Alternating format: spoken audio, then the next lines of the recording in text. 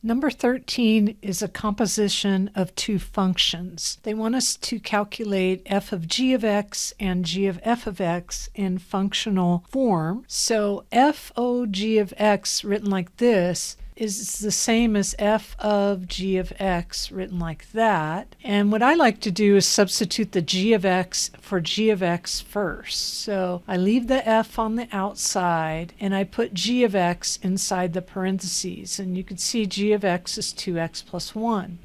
Next, I look at the f function. So f of x equals x squared. That means fing something, I don't know what you're thinking, means to square it. Okay, so if we want to f this amount, it means we need to plug it in for x and square it.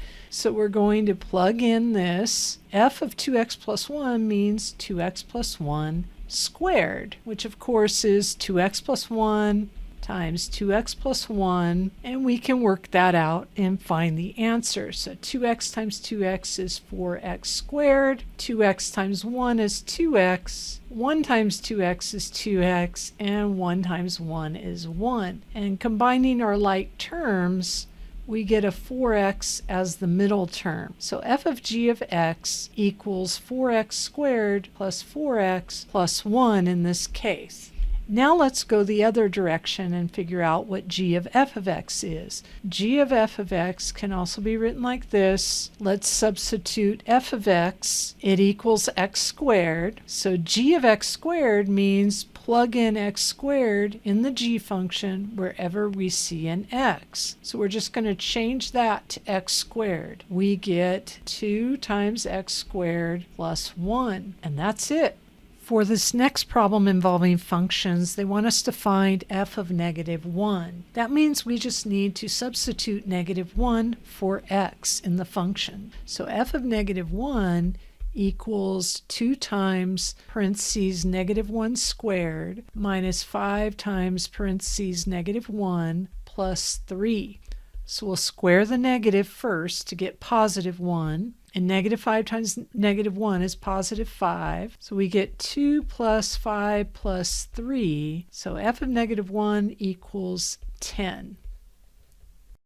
This next question involves functions. They want us to find the domain of this entire function here of f of x, and they also want us to calculate what f of 7 equals. So the domain portion will be handled in two different parts. The first part is trying to figure out the domain of this fraction, and the other part is to find the domain of the square root. If you recall, the domain of a square root can be found by setting the radicand 2x minus 4 greater than or equal to 0. And the reason we do that is because in the real number system, we cannot take a square root of a negative number. For this function, we only need to consider what is not in the domain. And what is not in the domain is what would cause a division by 0. And the number that would cause a division by 0 is when x is 5. So basically, x cannot equal 5. We know that from this fraction because 5 minus 5 is 0 and 1 divided by 0 is undefined. So let's solve this inequality. Add 4 to both sides of the inequality. We get 2x is greater than or equal to 4, and dividing both sides by 2, we get x greater than or equal to 2. So these are the two portions that we have. X is greater than or equal to 2, but it cannot equal 5. So if we were looking at that on a number line, we would have the value 2 and the value 5. We would have negative infinity this way and positive infinity this way. There's nothing over here to the left of 2 because all the x's that are defined are greater than or equal to 2. So that means we would have a bracket here and all the numbers greater than or equal to 2. However, x cannot equal 5, so we would actually have have a hole at 5. And the way you show that on a number line is by doing left parenthesis at 5 and right parenthesis at 5. So now let's write that in interval notation. Bracket 2 means we include 2, comma, we go all the way to 5, parentheses around 5 says 5 is not included, and then we have another interval to include, 5 to infinity. So we need to use the union symbol, which means or in math, so our solutions are greater than or equal to 2 and less than 5, or greater than 5 all the way to infinity. So that's the final answer in interval notation. Next, let's calculate f of 7. F of 7